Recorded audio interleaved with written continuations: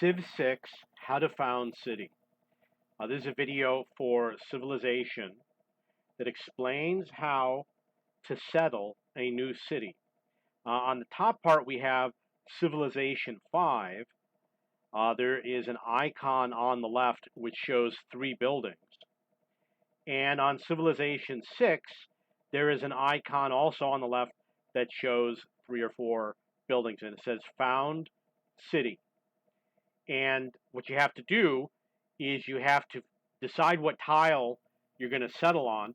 You walk the settler so he's standing on that tile, and when it's his turn, you just click on this button, or you click on the button over here, and it will create the new city, probably with a population of 1. If you settle along a river, you get extra bonus structures such as the hydroelectric plant.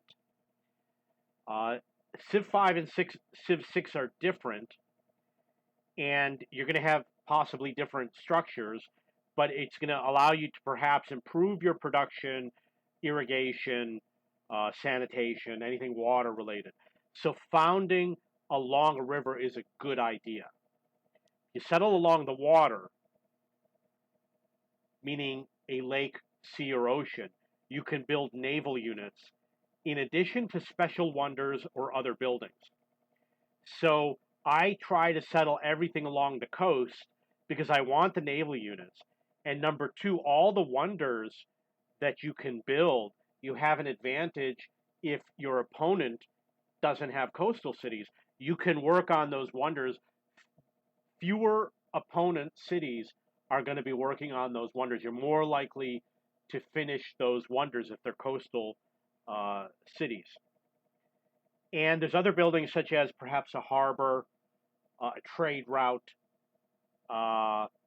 lighthouse, and there are work boats, etc. There's also oil rigs.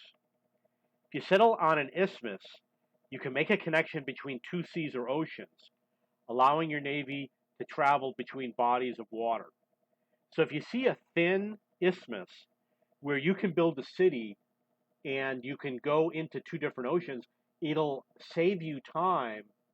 You don't have to go around the continent anymore. And it gives you a way to escape the enemy, because if you just head for the city and the enemy can't chase after you. The other thing you could do is you can put naval units inside of a lake that the enemy cannot access. It's not really that useful. I'm just saying that it is possible. If you settle too close to enemy territory, you risk losing your city. So when you settle, be careful about how close you get to the enemy territory. More likely that they will attack it and culture bomb it, like have so much influence from their culture that your city will switch allegiance to another nation and another player. You can get a housing bonus for building along a river that might be Civ 6 only. Rivers, mountains, and other terrain features can give you defensive bonuses or protection. So you probably know this. If you're in a forest, you get perhaps a defensive bonus. You're on a hill. If the opponent has to cross a river, you get a defensive bonus, etc. So certain terrain gives you certain bonuses. You can also get bonuses from luxury resources, such as horses, if you settle your city on them. Some luxury resources you have to research, and if you settle the city on it, I think you get it automatically without having to research it. Islands can be used to extend the range of your air force and to repair or protect your navy. So if you see an isolated island big enough for just 1 tile, build a city on it, because you're going to be able to grow food from the ocean tiles, number 1. Number 2, you can repair your fleet. Number 3, your air force, which is key to winning the game, will be able to extend further out. Take into consideration if the new city will help extend your air force. Take into consideration if the new city will help extend your air force further east, west, north, or south.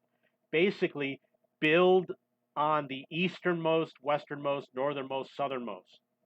If you are building a city and you could build a little bit further east, it's better to go a little bit further east because your air force is key to winning the game. I win all of my games because of my air force or nukes. So you're going to want it to be a little bit further east so you can reach more enemy units. Cities founded in cold or frozen terrain will have fewer natural resources and may require improvements from great leaders.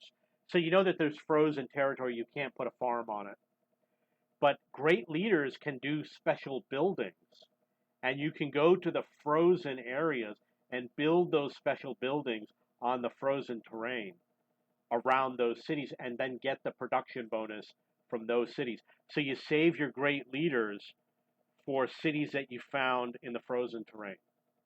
And I know there's a lot about choosing the tile in the game when you settle. I apologize that the video is a little bit short. However, this is August 2022.